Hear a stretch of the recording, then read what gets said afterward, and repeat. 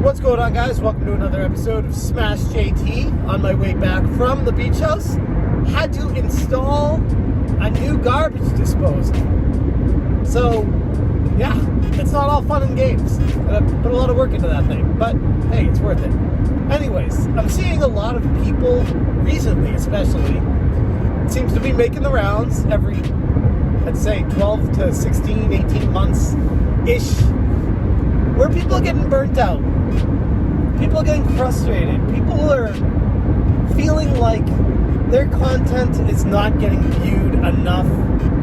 They're not getting what they deserve.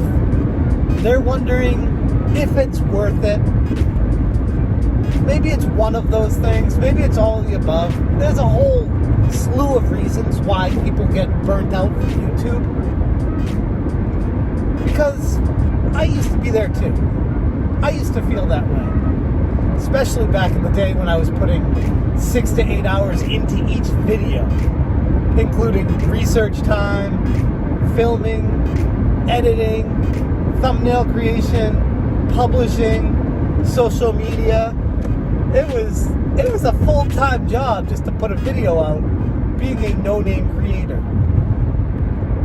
And not knowing the landscape, I was assuming that if you just follow that formula, eventually you'll grow.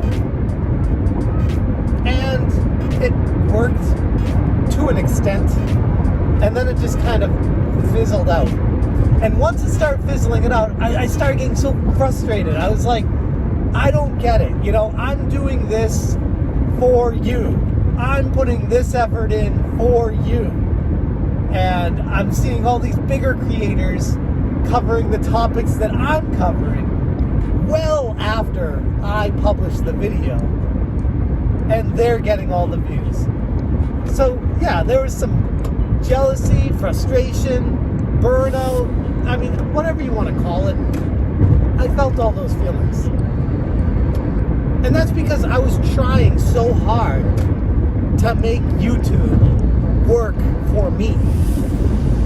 I thought it was a direct correlation of reciprocation. If I put the effort in, then YouTube and Google will put the effort into me, and it'll be a great relationship. It doesn't work like that. So now, I make videos because I want to make them. I research stuff on my own time because it interests me. I'm not chasing the views, if you will. And people who make YouTube their full-time job, they need it to pay their bills. They need it to work. They need to grow to be more successful. So they will clickbait.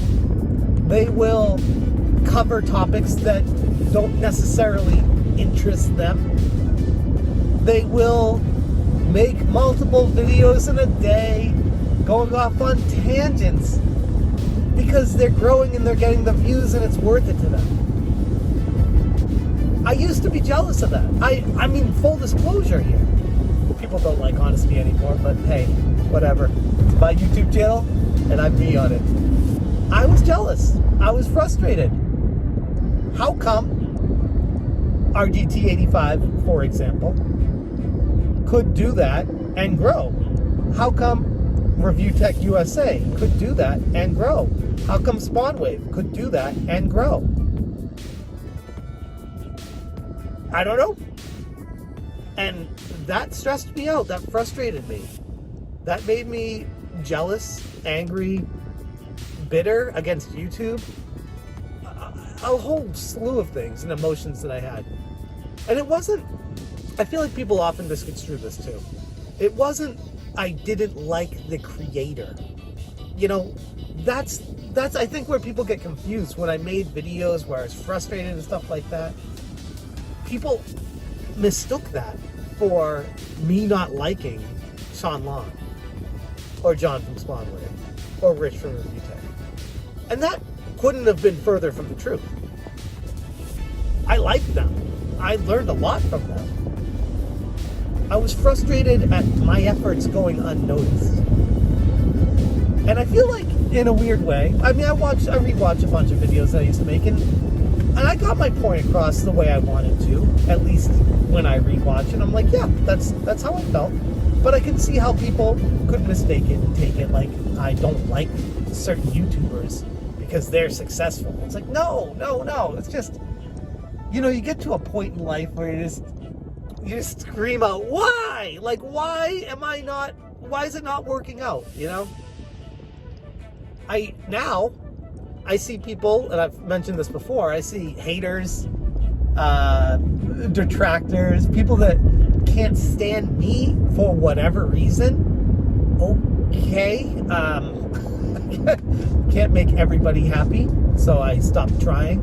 But I see a few of them, I've had people tell me as well, that their videos about me, talking about a video that I made, are getting more views than my videos that I made on the topic initially. And it's coming from a guy that's got 20 times the amount of subscribers. It makes no damn sense. And for a little bit, that frustrated me too. And I got confused. I questioned it. I was like, what the hell, man? Like, I have the subscribers. I have a good, in my biased opinion, good perspective. I'm interesting. And gosh darn it, people like me. But seriously, I used to let it get to me. And then I took a step back from it all and I'm like, it's YouTube. You make the videos, you have fun with it. And for some people, it works. And there may be a rhyme, or there may not be a reason. Like, nobody knows the secret formula of what works for one person doesn't work for another. Like Mr. Beast blew up from doing random videos counting stupid crap that no one cared about. But it was new and unique to YouTube, and people would watch it, and YouTube would promote it. But then when Mr. Beast's brother started a YouTube channel with all the backing of Mr. Beast and his money and everything, and getting him all set up professionally, it didn't work for him. So it goes to show that no matter how prepared you are, it doesn't matter. It goes to show no matter how on schedule you are, how timely, punctual, how ahead of the curve you are, doesn't matter. And I feel like that in itself is a very defeating feeling for people. So while it does work for some people, the ultimate double-edged sword, if you will, you gotta go into YouTube not caring, like doing it because you love doing it. And if it works out, great. And if it doesn't, don't blame anyone. Don't get mad. Just go back to the original reason of, you did this because you love it. You love getting your voice and your opinion. You love being heard. You love trying to make a difference in this world, hopefully a positive one. But do it for the reasons because you enjoy it. Don't expect Google or YouTube or other YouTubers to help you out. And in a weird way, it's kind of like life. Life will beat you down. The YouTube algorithm will beat you down. There's a lot of parallels. It's interesting. But I guess I'll leave it at that. I wanted to get my thoughts out there on this because if you're not enjoying making the YouTube videos anymore, take a break. I've done it multiple times. I went for, 2.5 years without posting, 2 videos at least per week for 2.5 years. And there were some times where I'm like, I really don't feel like doing this, but I gotta keep up the impression that I will always be there for me, even though they won't always be there for me. And I realized that I had to take a step back and take care of myself, my life, my family, and make sure that I'm happy with how I'm living each day. So I hope this resonates. I don't want it to discourage people, but it's a good reality check to be reminded that there are no guarantees on YouTube, as obvious as that sounds, no matter how much work you put into it, no matter how great you are. Some of the most terrible content creators I've seen, in my opinion, have been far more successful than I'll ever be on this platform. So take it for what it is and enjoy your time with it and enjoy your life, more importantly. And if YouTube's taken away from that, take a break from YouTube. I'm going to leave it right there. Thank you guys, as always, for watching, and you stay smashing.